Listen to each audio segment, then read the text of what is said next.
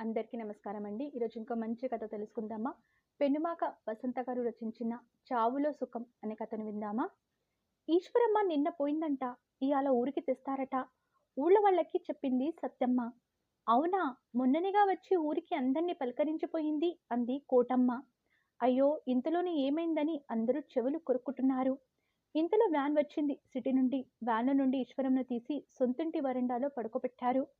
ఇద్దరు కొడుకులు కళ్ళ నీళ్లు తుడుచుకుంటూ ఉన్నారు. ఈశ్వరమ్మ చిన్నప్పటి ఫ్రెండ్స్ చెప్పుకోసాగారు. ఎంత చక్కగా ఉండేది. చిన్నప్పటి నుండి కష్టపడటమే కానీ సుఖపడింది లేదు. ఊళ్ళో హైస్కూల్లో 10th వరకు చదువుకుంది. ఈశ్వరమ్మ వాళ్ళది పెద్ద సంసారము. అన్నలు పెళ్లిళ్ళు చేసుకొని పోయారు. అక్కలు పెళ్లిళ్ళయ్యాయి. చివరి పిల్ల ఈశ్వరమ్మ పెళ్లికి నాన్న మంచంలో ఉంటే ఆస్తి ఉందని ఊళ్ళోనే ఉన్న దూరపు చుట్టం గురవయ్యకు ఇచ్చి చేశారు. మొగుడు పెద్ద బాగోడు. పెద్ద బట్టల షాపు పక్కనున్న పేటలో ఉండేది. నష్టాలొచ్చి పిల్లలు పుట్టే సమయానికి ఆస్తంతా కరిగిపోయింది. గురువయ్య ఈశ్వరమ్మను బాగా చూసుకునేవాడు. చివరికి ఊళ్ళో తిరిగి సైకిల్‌పై బట్టలమ్ముతుండేవాడు గురవయ్య. ఇంట్లో గడవటం కోసం పొలం పనులకు మాతో పాటు వచ్చేది. చక్కనిదనవడం వల్ల చాలా మంది వెనుక పడుతున్నా చూసేది కాదు. ఒకసారి ఆ ఊరి ప్రెసిడెంట్ ఇంతలా ఒళ్ళు కట్టపెట్టుకోవడం ఎందుకు? నా కాడ ఉంటే నీకు ఇల్లు జరుపుతాగా అన్నాడు. చుట్టా నోట్లో పెట్టుకొని ఈశ్వరమ్మ వైపు ఆశగా చూస్తూ, కొడవలి చూపిస్తూ డబ్బు లేకపోవచ్చు, కులం తక్కువ అవ్వచ్చు కానీ ఒళ్ళమ్ముకునే బుద్ధి లేదు. ముందు నీ పెళ్ళాన్ని కాపలా కాసుకో. నువ్వు డబ్బు ఇస్తున్నా చాలక ఎవరంటే పడుతుందో చూసుకోండి ముందు తమరు అన్నది. నాకే ఎదురు తిరుగుతావా? ఈ ఊళ్ళో ఎట్ట బతుకుతావో చూస్తానని ఈశ్వరమ్మకు ఆ ఊళ్ళో ఆసాముల్ని పొలం పనులు ఇవ్వకుండా చేశాడు ప్రెసిడెంట్. పొలం పనులు లేక, భర్తకు బేరాలు లేక చాలా ఇబ్బందులు పడింది. ఈలోపు ఈశ్వరమ్మ అన్నయ్య సిటీలో బట్టల షాప్‌లో ఈశ్వరమ్మ మొగుడికి ఉద్యోగం ఉందని రమ్మంటే భర్త గురువయ్యను తీసుకుని సిటీ చేరింది. సిటీలో బట్టల షాప్‌లో చేరి గురువయ్య పనిచేస్తుంటే ఈశ్వరమ్మ ఇంటి పైనున్న ఒక మ్యారేజ్ బ్యూరోలో చేరి వచ్చిన వాళ్లకు గ్రూప్ వాళ్ళు చెప్పినట్లు పెళ్లి సంబంధాల గురించి మాట్లాడుతూ ఉండేది. పిల్లలిద్దరూ చిన్నపిల్లలు అవ్వటంతో వాళ్ళని స్కూల్‌కి పంపి భర్తకు షాప్‌కు పంపుతూ కష్టపడేది. పిల్లలు హైస్కూల్ చదువుకు వచ్చే వరకు గురువయ్యకు జబ్బు చేసి చనిపోయాడు. ఇక మొత్తం భారం ఈశ్వరమ్మ మీద పడింది. తను చేస్తున్న బ్యూరోలో బాగా చేయటం వల్ల ఆ బ్రాంచ్‌కు ఒక్కతే చూసుకునే స్థాయికి వచ్చింది. పెద్ద పిల్లాడు 10th అవ్వగానే పాలిటిక్స్‌లో జాయిన్ చేసింది. అయినా అప్పుడప్పుడు ఊరికి వచ్చి ఇల్లు చూసుకుంటూ ఉండేది. ఒక పోర్షన్ అద్దెకిచ్చి ఇంకో పోర్షన్ తాను వచ్చినప్పుడు ఉండటానికి ఉంచుకుంది. మళ్ళీ బ్యూరో నుండి రాగానే ఈవినింగ్ బట్టలు అమ్ముతూ ఉండేది. పిల్లాడు పాలిటెక్నిక్ అవ్వగానే ఉద్యోగంలో జాయిన్ అయ్యాడు. పెద్ద పిల్లాడి సాయంతో చిన్న పిల్లాడికి చదివించింది. ఊళ్ళో ఈశ్వరమ్మకు తులసమ్మ బెస్ట్ ఫ్రెండ్ ఉండేది. తనతోనే తన విషయాలన్నీ షేర్ చేసుకుంటూ ఉండేది. పెద్ద పిల్లాడికి బాగా డబ్బున్న మంచి సంబంధం దొరికితే పెళ్లి చేసింది. వాళ్ళని పెళ్ళవగానే వేరు పెట్టింది. చిన్న పిల్లాడు కృష్ణ డిగ్రీతో చదువు మానేసి ఫ్రెండ్స్‌తో తిరుగుతున్నాడు జులాయిగా. ఉద్యోగం చూసుకోరా అంటే వినేవాడు కాదు. పెద్దోడు సెటిల్ అయ్యాడు. చిన్నోడు గురించి దిగులనేది తులసమ్మతో. ఒకసారి ఈశ్వరమ్మ కొడుకు చిన్నాడు కృష్ణ కనబడితే, మీ అమ్మ ఇప్పటి వరకు మీ గురించి కష్టపడింది. మీరు పెద్దయి మీ అమ్మను పూలో పెట్టి చూసుకోమని చెప్పాను. కానీ మానసికంగా మీ అమ్మకు బలాన్నిస్తే అది సంపాదించటానికైనా దానికి ఓపిక ఉంటుంది. ఖాళీగా ఉండకుండా ఏదో ఒక ఉద్యోగంలో చేరి మీ అమ్మకు సంతోషపెట్టు. కాసేపు పోచుకోలు కబుర్లు చెప్తారే కానీ నీ ఫ్రెండ్స్ ఎవరు ఒక పూట తిండి పెట్టరు. నీ బాగు కోసం ఇంకా ఉద్యోగం చేస్తుంది మీ అమ్మ అని చెప్పడంతో అమ్మ కష్టం చూసి ఒక ఉద్యోగం చూసుకున్నాడు కృష్ణ. తర్వాత తులసమ్మకు ఫోన్‌లో కృష్ణ ఉద్యోగంలో జాయిన్ అయ్యాడని సంతోషపడుతూ చెప్పింది ఈశ్వరమ్మ. కృష్ణ జాబులో కుదురుగా ఉన్నాడని సంబంధాలు చూస్తుంటే తులసమ్మ సలహా ఇచ్చింది. పెద్ద పిల్లాడికి నీవు చూసే మ్యారేజ్ బ్యూరో నుండి ఒక పెద్ద సంబంధం చూసి చేశావు. ఇప్పుడు చిన్నాడికి కూడా మళ్ళీ గొప్ప సంబంధాలు తెస్తే వచ్చే పిల్ల నీకు కూడు పెట్టదు. మా ఊళ్ళో ఉన్న ఒక పేద పిల్లను చూసుకోమంది. అది నిజమేనోయ్ అంటూ తనకు దూరపు చుట్టాల్లోకి అమ్మాయిని చేసుకుంది. ఈ కోడలు కాస్త మంచి పిల్లైనా పెళ్ళవగానే వీళ్ళను కూడా దూరం పెట్టింది. వాళ్లకు బాధ్యతలు తెలియాలని. సెలవు రోజు ఇద్దరు పిల్లల్ని ఇంటికి పిలిచేది. ఎప్పుడైనా ఆదివారం ఊరికొచ్చి ఉండి వెళ్ళేది. బాధ్యతలు తీరాయి. ఇంకో 5 ఏళ్లు ఉద్యోగం చేసి అప్పుడు ఊరికి వచ్చి ప్రశాంతంగా ఉంటాననేది. చిన్నపిల్లాడికి చిన్న ఉద్యోగమని వాళ్లకు సంపాదించి ఇస్తూ ఉంది. మొన్న వచ్చినప్పుడు ఉద్యోగం మానేస్తున్నావు, ఎప్పుడొస్తావు ఊరికంటే, ఇప్పుడే రావాలనుకోవటం లేదు. చిన్నాడికి 2 అమ్మాయిలు. కొన్నాళ్ళు వాడికి ఆధారంగా నేను అక్కడ ఉండాలనేది. పిల్లలకు ఒక స్థాయి వచ్చేదాకా కష్టపడుతూనే ఉంది. ఈవినింగ్ బట్టల షాప్ చిన్న కోడలికి అప్పచెప్పింది. తాను కాసేపు కూర్చునేది షాప్‌లో. పెద్దవాడు ఎప్పుడన్నా చుట్టపు చూపుగా వచ్చి అమ్మను చూసి వెళ్తాడు. చిన్నాడు కృష్ణ అమ్మను కనిపెట్టుకొని ఉంటాడు.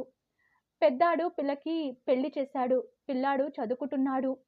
పెద్దాడు అంత తమ్ముడికి సంపాదించి ఇస్తున్నానని పైకి అనకపోయినా లోపలున్న భావాన్ని గ్రహించి ఒక ₹1,00,000 ఇచ్చింది మనవరాలి పెళ్లికి బహుమతిగా. అప్పుడు పెద్ద కోడలు ఎంతో ఆప్యాయంగా ఈశ్వరమ్మని పలకరించింది. ఊరికి వచ్చినప్పుడు చెబితే ఊరి జనాలు నీ కష్టార్జితం దగ్గర పెట్టుకోకపోయావా? లేనినాడు అక్కరకు వచ్చేది.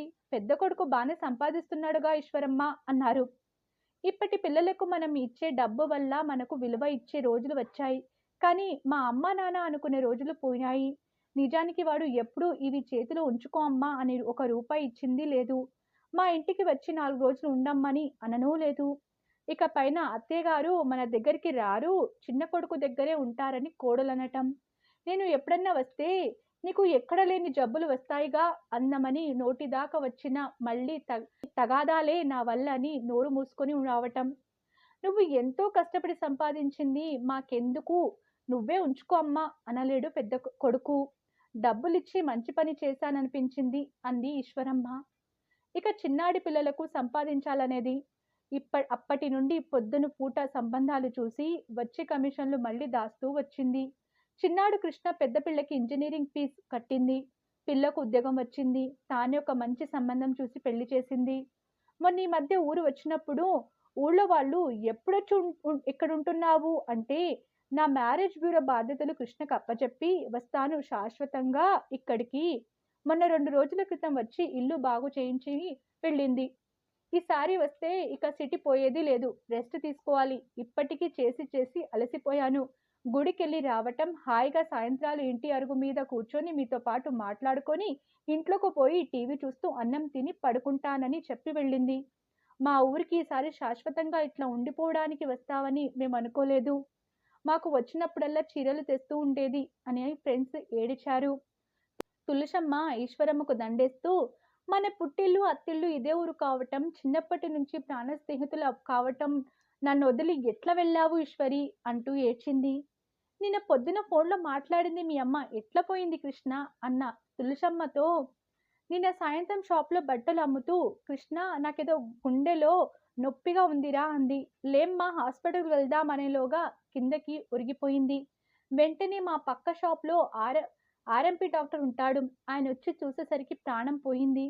తెల్లవారుజామున వ్యాన్ మాట్లాడుకొని తెచ్చాము. మా కోసం ఎంతో కష్టపడింది. ఇక మమ్మల్ని ఎవరు చూస్తారు ఇంత ప్రేమగా అంటూ కొడుకులు కంటనీరు పెట్టారు. చిన్న కోడలు రమ్య అత్తమ్మా లే, నువ్వు లేకపోతే మాకు ఎవరు దిక్కు? నన్ను ఒక కూతురిలాగా చూసుకుందంటూ ఒకటే ఏడుపు.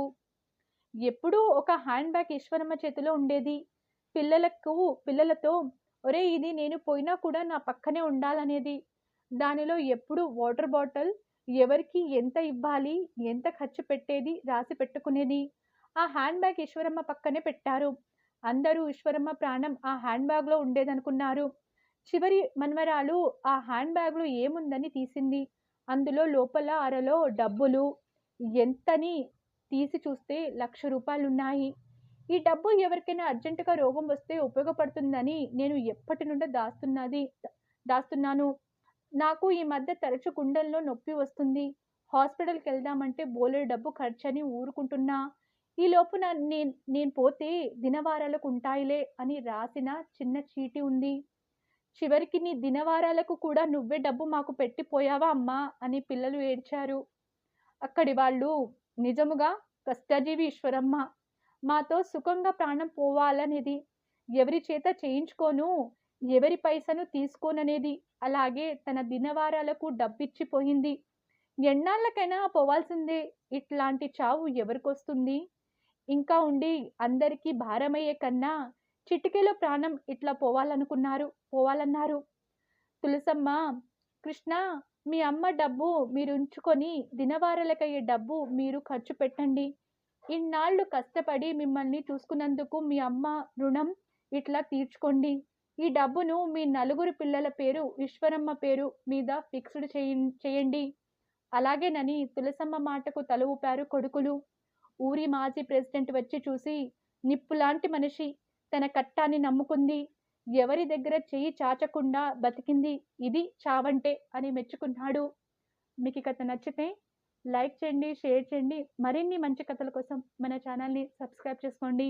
ధన్యవాదములు.